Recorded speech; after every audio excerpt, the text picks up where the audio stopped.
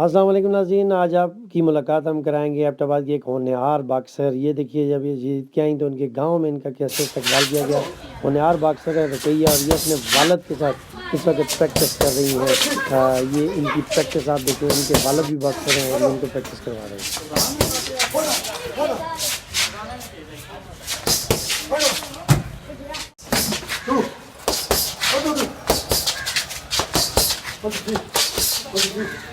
One, two, three.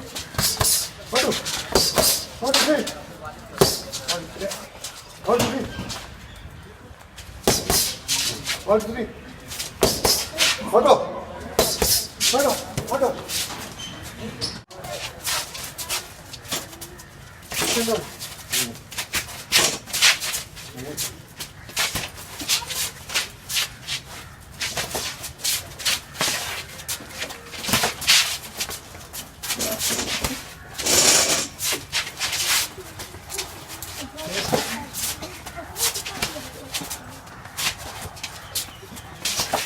मैं हुकूमत को अपील करना वा जी ते कोई मदद मेरे ना की थी, चले मैं बची जाके ना रोशन कर।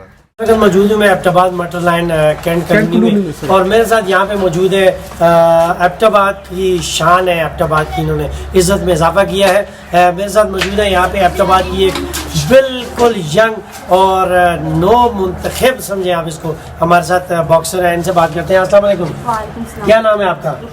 अच्छा रुकैया, आप बॉक्सिंग में कैसे आई, कैसे आपको शौक आया? अबू मेरे खेलते थे। आपके अबू का क्या नाम है? मोहम्मद शबीर। अच्छा शबीर साहब, आप कब से बॉक्सिंग खेल रहे हैं? सर मुझे हो गए 20 साल के। अच्छा, ये कैसे ख्याल आया आपको कि बेटी को भी बॉक्सिंग की फील्ड में ले आए? मेरे पास मैंने सोचा मैं खेलता रहूँ, ये भी खेले।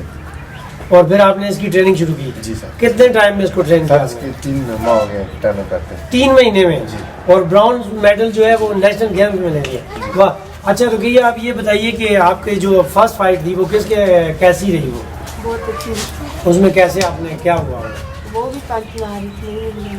अच्छा, तो आप वहाँ पे पॉइंट्स पे जीती हैं? हाँ। पॉइंट्स पे। और दूसरी फाइट में क्या हुआ?